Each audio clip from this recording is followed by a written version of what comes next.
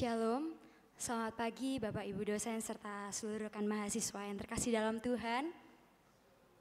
Bertemu kembali dalam ibadah kapel akademik pada pagi hari ini.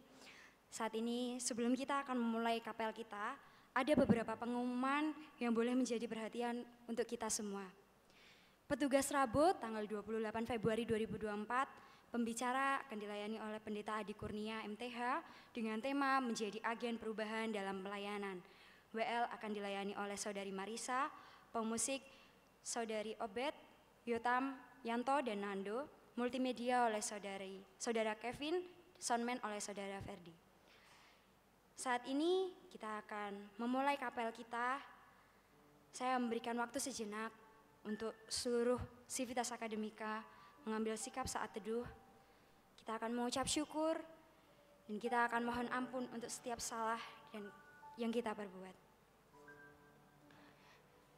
Dalam Mazmur 100 pasal yang kedua berkata, "Beribadahlah kepada Tuhan dengan sukacita, datanglah ke hadapannya dengan bersorak-sorai." Mari kita bersatu dalam doa. Tuhan yang baik, kami bersyukur buat kasih-Mu. Pagi hari ini kami berkumpul di tempat ini bersama-sama untuk beribadah, dan kami mau menyerahkan semuanya ke dalam tangan-Mu agar kiranya berjalan dengan baik. Terima kasih Tuhan buat kasih-Mu, di dalam nama-Mu kami telah berdoa. Amin. Saya menyapa sekali lagi, ada sukacita Bapak Ibu serta Saudara. Mari kita bersama-sama bersuka melalui pujian NP3, Haleluya Puji Tuhan. Kami undang untuk bangkit berdiri. NP nomor 3, Haleluya Puji Tuhan, kita akan pujikan bait 1 ref, 2 ref, kemudian intro, dilanjutkan bait 3 ref, 4 ref.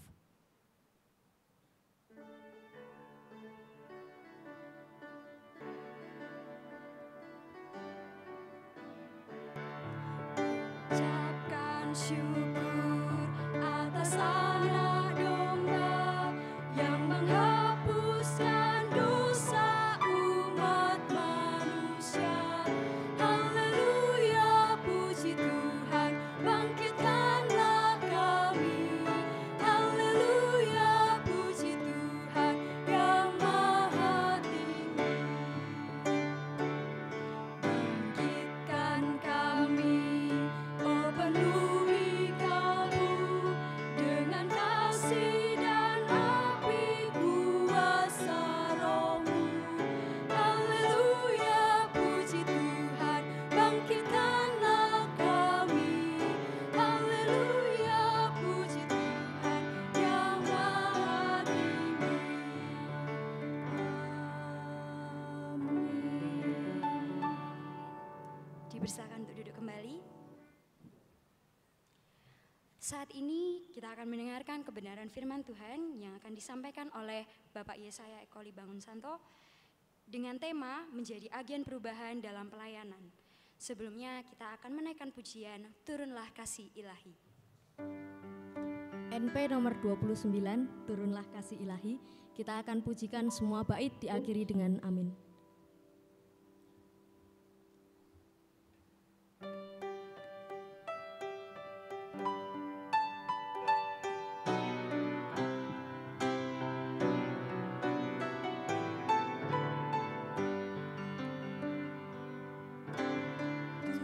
Turunlah kasih ilahi dari surga yang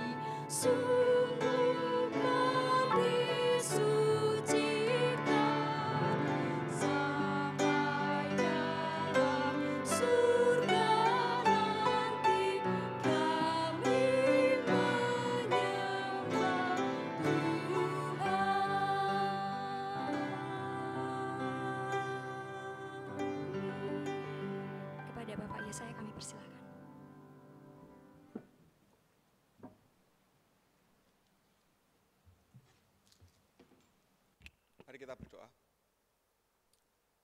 Allah Bapa yang bertahta di kerajaan surga yang mulia, Allah yang kami kenal, kami sembah di dalam nama Tuhan Yesus Kristus. Kami bersyukur pada pagi hari ini, kembali kami boleh berkumpul bersama-sama untuk mengikuti kegiatan Kapel Akademik STT Baptis Indonesia. Kami rindu Tuhan segala hal yang kami lakukan tidak hanya berlalu sebagai rutinitas kami, tapi dari hari ke hari kami semakin mengerti rencana Tuhan di dalam kehidupan kami. Kami semakin diperlengkapi dan pada akhirnya kami boleh menjadi pelayan Tuhan yang baik, yang berkenan kepada Tuhan dan memuliakan nama Tuhan. Bimbing kami, sertai kami secara khusus pada saat ini ketika kami akan bersama-sama belajar kebenaran firman Tuhan. Berkati hamba-Mu yang terbatas dalam kata-kata untuk menyampaikan kebenaran firman Tuhan yang tidak terbatas. Dan biarlah kami semua bertumbuh di dalam pengenalan akan Engkau. Kami rindu untuk terus belajar menjadi pribadi yang dewasa di dalam Tuhan. Terima kasih Bapa, terpujilah nama-Mu, hanya di dalam nama Tuhan Yesus kami berdoa. Amin.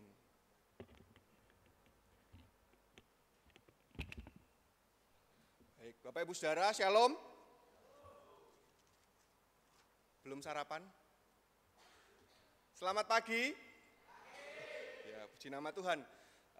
Pada pagi hari ini kembali kita berkumpul bersama-sama dalam kegiatan Kapel Akademik. Tema yang diberikan kepada saya oleh koordinator Kapel dari bidang keseminarian juga koordinator Kapel adalah keteladanan dalam pelayanan. Dengan subtema menjadi agen perubahan dalam pelayanan. Bapak Ibu Saudara, saya mungkin bisa memastikan semua dari kita saat ini sedang terlibat dalam sebuah pelayanan. Nah, kemudian pertanyaannya, apa yang harus kita lakukan berkenaan tentang tema ini, menjadi agen perubahan? Kenapa kok harus berubah? Kenapa kok harus berubah gitu ya? Ketika kita melihat beberapa waktu ke belakang, ya saya boleh berbicara karena mungkin proses pemilu sudah lewat gitu ya, jadi saya sampaikan nggak apa-apa. Ada paslon yang mengusung kata-kata ini gitu ya. Agendanya adalah agenda perubahan. Paslon 01, Bapak Anies dan juga Bapak Muhaimin Iskandar. Mengangkat kata-kata ini terus-menerus disampaikan gitu ya. Kami berada di jalur perubahan. Setelah selesai juga disampaikan sama, kami akan tetap berada di jalur perubahan. Artinya apa? Mungkin mereka memandang ada sesuatu yang harus dirubah dari pemerintahan yang sedang berjalan.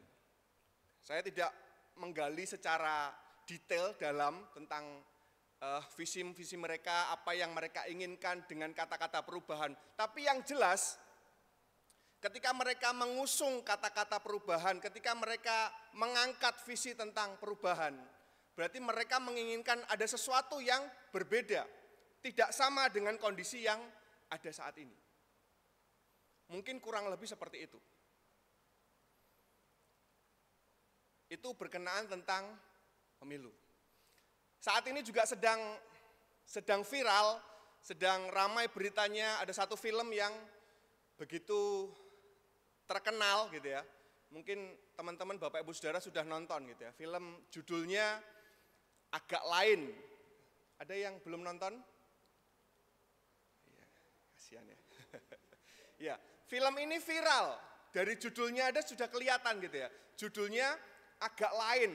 Artinya apa? Harapannya dari film ini berbeda dengan yang lain gitu.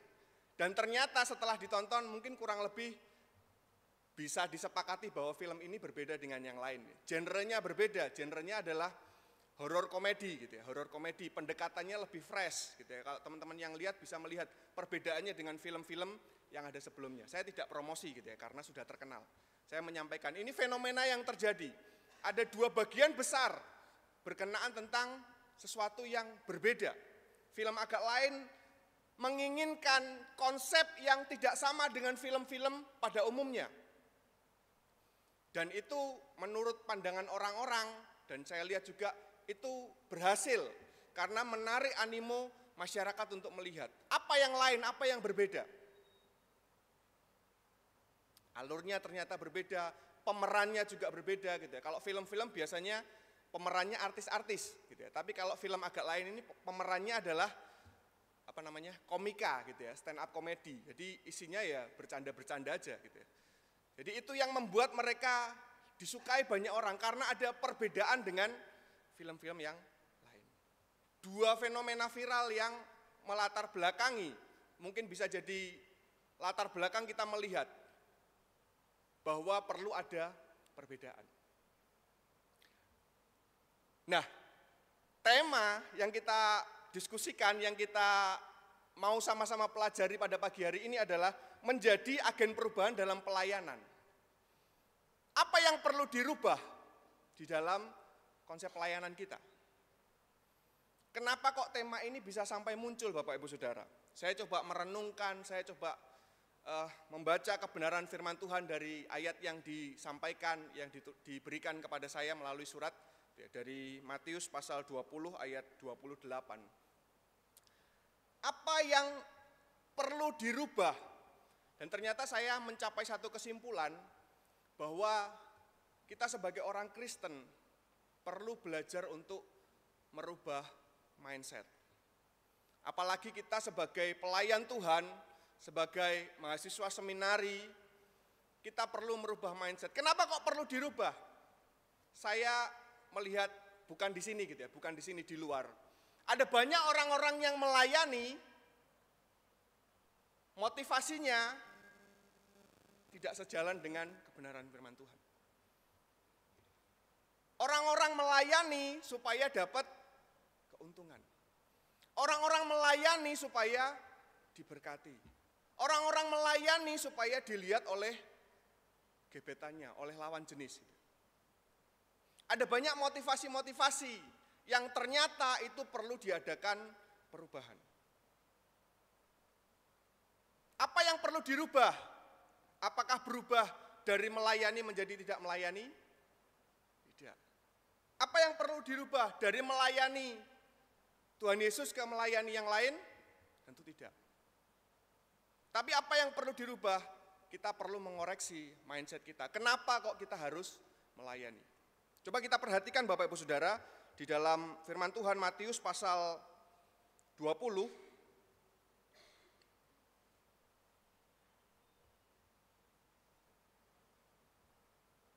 Matius pasal 20 ayat yang ke-20. Matius pasal 20 ayat yang ke-20 saya akan bacakan untuk kita semua. Kemudian datanglah ibu anak-anak Zebedeus serta anak-anaknya itu kepada Yesus, lalu ia sujud di hadapannya untuk meminta sesuatu kepadanya. Lalu ia sujud di hadapannya untuk meminta sesuatu kepadanya. Seringkali kita potong di sini, ini menjadi motivasi banyak orang dalam melayani. Kita melayani, kita sujud menyembah Tuhan untuk meminta sesuatu kepadanya.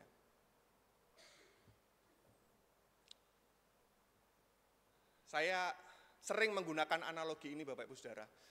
Allah kita itu bukan Doraemon. Gitu ya. Kita merengek-rengek, kita datang, kita nangis, meminta sesuatu, setelah itu dikeluarkanlah alat untuk menolong kita. Diberikan bantuan untuk kita. Tidak seperti itu konsepnya. Lalu seperti apa konsepnya? Kita melayani bukan untuk meminta-minta, tapi untuk memberi. Ayat tema yang diberikan kepada saya, Matius 20 ayat 28. Sama seperti anak manusia datang bukan untuk dilayani, melainkan untuk melayani dan untuk memberikan nyawanya bagi tebusan bagi banyak orang. Pertanyaan berikutnya, kalau sudah tahu mindsetnya salah, perlu dibetulkan. Oke. Berikutnya adalah kemudian bagaimana kita supaya bisa menjadi agen-agen perubahan. Bagaimana supaya kita bisa menjadi agen-agen perubahan? Saya mendapati ada 3 poin yang bisa kita pelajari saat ini. 2 diantaranya saya mendapat berkat inspirasi ketika saya menghadiri pernikahan dari anak Pendeta Robi dan Ibu Diana kemarin hari Sabtu yang lalu gitu ya. Ada 2 poin yang menjadi berkat bagi saya dan saya rindu menyampaikan hari ini. Bagaimana menjadi agen perubahan? Yang pertama, kita perlu punya modal. Untuk menjadi sebuah agen perubahan dalam pelayanan, kita perlu namanya sebuah modal. Modalnya apa? Duit, talenta, fisik, bukan Bapak Ibu Saudara. Modalnya apa? Coba kita perhatikan. Matius 20 ayat 18 sampai 19. Matius 20 ayat 18 sampai 19. Saya akan bacakan. Sekarang kita pergi ke Yerusalem dan anak manusia akan diserahkan kepada imam-imam kepala dan ahli-ahli Taurat dan mereka akan menjatuhi hukuman mati kepadanya. Mereka akan menyerahkan dia kepada bangsa-bangsa lain supaya ia diolok-olok, dicambuk dan disalibkan, tetapi pada hari ketiga ia akan dibangkitkan. Modalnya apa? Kita sebagai pelayan Tuhan untuk melayani, menjadi agen perubahan dalam pelayanan. Modalnya apa? Pemahaman kita akan keselamatan. Ini modal awal yang perlu kita sama-sama pegang, sama-sama yakini. Bahwa kita ini tidak sedang mencari sesuatu. Tapi kita sudah mendapatkan sesuatu itu. Kita sudah mendapatkan keselamatan itu. Ini konsep dasar yang perlu kita pegang. Kita meyakini Injil, kabar baik, berita keselamatan. Bahwa Allah yang kita sembah adalah Allah yang hidup. Kita sudah diselamatkan. Kita tidak sedang mencari-cari keselamatan. Kalau kita sudah pegang konsep ini, saya percaya kita tidak akan hanya berharap meminta-minta sama Tuhan, nego sama Tuhan, deal-dealan sama Tuhan, klaim-klaim janji Tuhan, tidak. Mindset kita akan berubah dari kita meminta menjadi kita memberi. Sebagai mahasiswa seminari, pergunakan waktu yang ada teman-teman untuk mahasiswa, untuk belajar. Nanti di akhir masa studi teman-teman akan ada namanya ujian komprehensif gitu ya. Teman-teman akan ditanya, sudah yakin belum dengan apa yang Anda lakukan selama 4 tahun berkuliah, 2 tahun berkuliah, 3 tahun berkuliah S3. Ada ujian komprehensif untuk mengetes, untuk bertanya, kami ingin tahu seberapa yakin teman-teman dengan kebenaran yang teman-teman pelajari selama berkuliah. Seringkali banyak yang tidak punya modal ini, seringkali banyak yang tidak yakin dengan konsep keselamatan. Oleh karena itu ketika terjun di dunia pelayanan, ketika ada di dalam pelayanan, tidak jauh berbeda dengan saudara-saudara kita di luar yang belum percaya Tuhan. Konsepnya apa? Konsep pelayanan, konsep beragama, konsep hidupnya adalah mencari, meminta. Kalau kita sudah punya modal awal ini, saya yakin kita bisa melakukan hal yang lebih baik, membawa perubahan. Karena fokus kita bukan hanya apa yang kita dapat, tetapi apa yang bisa kita berikan dalam pelayanan. Ketika teman-teman sudah belajar di tempat ini, harapannya nanti terjun di dunia pelayanan bisa membawa perubahan dan tidak salah lagi. Ini yang pertama, kita punya modal. Ketika sudah punya modal, kita sudah yakin apa yang harus kita lakukan. Berikutnya kita punya model. Tadi modal, ini model. Siapa model kita? Role model kita yang paling sempurna, kita tahu sama-sama, Tuhan Yesus. Ayat 28 jelas dikatakan, sama seperti anak manusia, datang bukan untuk dilayani, melainkan untuk melayani dan untuk memberikan nyawanya menjadi tebusan bagi banyak orang. Sebuah teladan yang luar biasa. Saya percaya membutuhkan waktu seumur hidup bagi kita untuk belajar dari Tuhan Yesus. Tapi itu yang harus kita lakukan. Kita punya role model, kita punya sesuatu yang kita lihat untuk kita pelajari.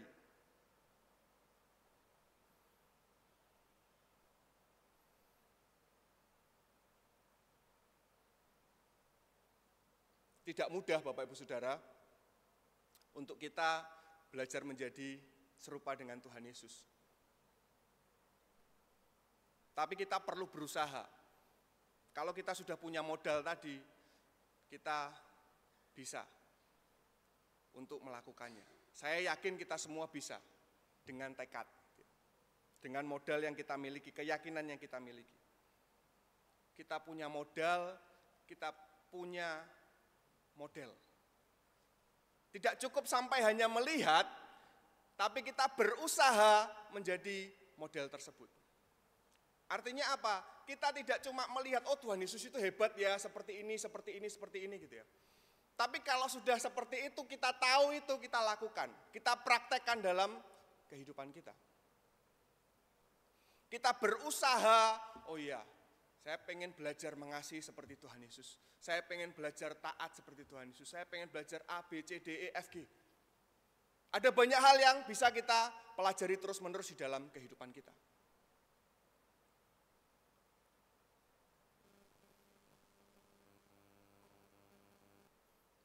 Punya modal, punya model. Gampang dihafalkan ya. Tapi nanti dipraktekannya, sekali lagi saya bilang, bukan perkara yang mudah. Tapi ini harus kita lakukan. Yang terakhir, yang ketiga, kita punya modal, kita punya model. Saya rindu kita semua belajar untuk memberikan modul dalam pelayanan kita. Modal, model, modul. Teman-teman tahu, Bapak Ibu Saudara tahu modul? Ya, kalau di dunia akademik pasti tahu ya. Modul menurut Kamus Besar Bahasa Indonesia artinya kegiatan program belajar mengajar yang dapat dipelajari oleh murid dan seterusnya dalam dunia akademik. Dosen-dosen diminta untuk punya modul ajar, gitu ya, supaya jelas proses pengajaran yang dilakukan. Jadi apa yang harus kita lakukan sebagai agen perubahan? Kita memberikan modul, bukan hanya menjadi model untuk dilihat orang dalam pelayanan. Tapi kita memberikan modul, kita memberikan pengajaran. Gampangnya seperti ini, jangan cuma lihat saya, tapi ayo kita belajar. Hal ini juga dilakukan oleh Tuhan Yesus dalam Alkitab dituliskan, Matius 11 ayat 29 ya. Belajarlah kepadaku. Tuhan Yesus tidak hanya menjadi model bagi murid-muridnya, bagi orang banyak, tapi dia juga memberikan modul untuk dipelajari. Mungkin kita saat ini tidak bisa berinteraksi secara langsung dengan Tuhan Yesus. Tapi Yohanes 14 katakan,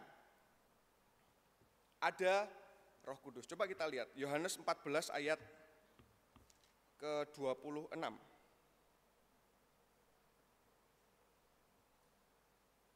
Ya. Yohanes 14 ayat 26. Namun penolong, yaitu Roh Kudus yang akan diutus oleh Bapa dalam namaku, dialah yang akan mengajarkan segala sesuatu kepadamu dan mengingatkan kamu akan semua yang telah kukatakan kepadamu. Ada modul yang diberikan oleh Yesus kepada kita. Artinya apa? Kita perlu mencontoh ini di dalam pelayanan nanti. Kalau ingin membawa perubahan, jangan cuma ngomong, ini loh lihat saya, belajar sama saya belajar dari Tuhan Yesus, enggak cuma seperti itu. Tapi di dunia pelayanan kita berusaha mengajar orang. Kita berdiskusi bagaimana supaya orang bisa sama-sama bertumbuh. Ada modul yang dipraktekkan. Ada kegiatan program belajar mengajar. Kalau bahasa kita di akademik, ada pemuridan yang dilakukan. Supaya apa? Supaya bukan hanya menjadi wacana tentang perubahan itu, tapi ada satu hal secara teknis yang dilakukan, ada kegerakan, ada kegiatan yang dilakukan. Sehingga perubahan itu nyata, pelayanan kita semakin maju. Punya model, menjadi model, memberikan modul. Satu hal yang menurut saya akan mudah untuk dihafalkan, 3M gitu ya. Satu lagi enggak saya teruskan, karena M yang lainnya, minta maaf agak jorok gitu ya. Kalau dicari model, modul, ya satu lagi jelek bahasanya gitu ya. Jadi cukup 3 aja gitu ya. Ya yang senyum-senyum tahu kalau orang Jakarta gitu ya. Tapi 3 hal ini menurut saya bisa akan menolong kita semua untuk menjadi agen perubahan yang bukan hanya wacana. Sehingga apa Bapak Ibu Saudara, sehingga orang-orang di luar, oh ya ini kok bagus ya, agak lain ini Bapak ini gitu. Agak lain bukan berarti dalam kapasitas yang jelek, dalam konteks yang jelek, tapi apa? Oh ya, sesuai dengan kebenaran firman Tuhan. Perubahan yang kita lakukan adalah perubahan yang benar, mengarahkan orang untuk datang kepada Tuhan Yesus. Bukan justru perubahan yang jelek di pelayanan kita.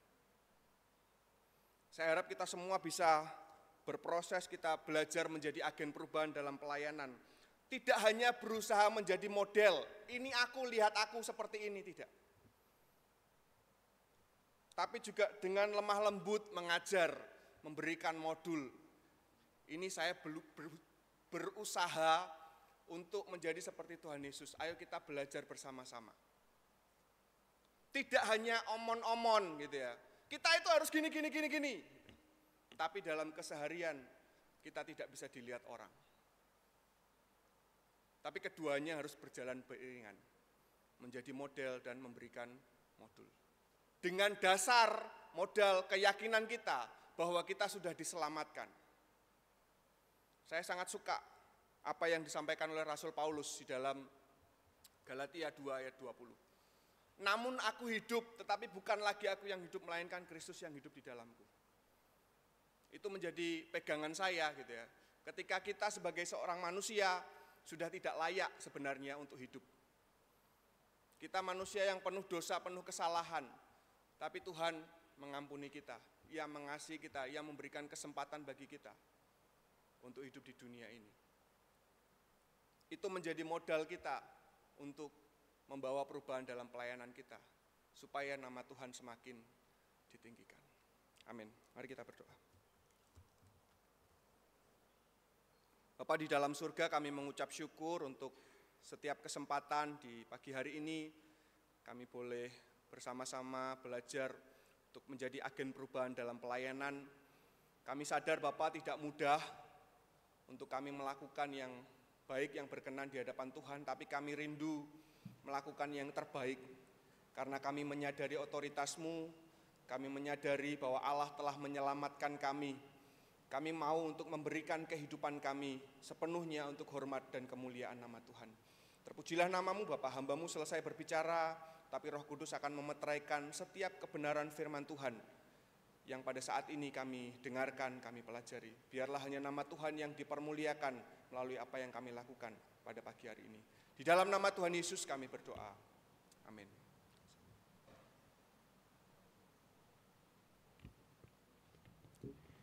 Terima kasih kepada Bapak Yesaya atas firman Tuhan yang telah diberikan mengenai 3M. Saat ini kita akan mengakhiri ibadah kapel kita dengan kasih Dr. Joko Sukono akan memimpin di dalam doa.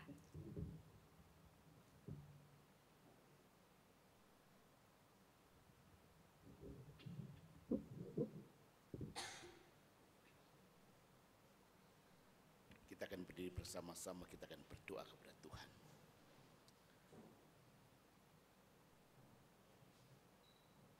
Kami naikkan syukur kepadamu Tuhan, oleh karena pemberitaan firman Tuhan yang meneguhkan kami, yang menguatkan kami, untuk kami terus percaya dan mempercayakan, untuk kami terus mengingat panggilan kami sebagai orang percaya, Dan itu sebabnya kami percaya Tuhan. Tuhan memampukan kami untuk kami menjadi agen perubahan. Tuhan Yesus Kristus berkati untuk Bapak Yesaya dalam pelayanannya, dalam setiap hal yang dikerjakannya. Hambamu khusus berdoa untuk rencana pernikahannya tanggal 2 Maret. Tuhan Yesus yang memberkati, Tuhan Yesus yang menolong, Tuhan Yesus yang cukupkan semuanya. Dan kami berdoa Tuhan, kiranya semuanya Tuhan yang memberkatinya. Tuhan Yesus Kristus, mari Tuhan berkati Sivitas Akademika Sekolah Tinggi Teologi Baptis Indonesia. Tuhan Yesus yang terus membawa kami untuk kami menjadi berkat bagi negeri ini. Itu sebabnya Tuhan, kami serahkan kepada Engkau. Dan kalau sebentar kami akan melanjutkan pembelajaran kami, Tuhan Yesus yang memberkati. Di dalam nama Tuhan Yesus Kristus kami berdoa. Amin. Nyanyian pujian nomor 363, Tuhanmu memberkatimu. Kita akan pujikan dengan akhiran amin.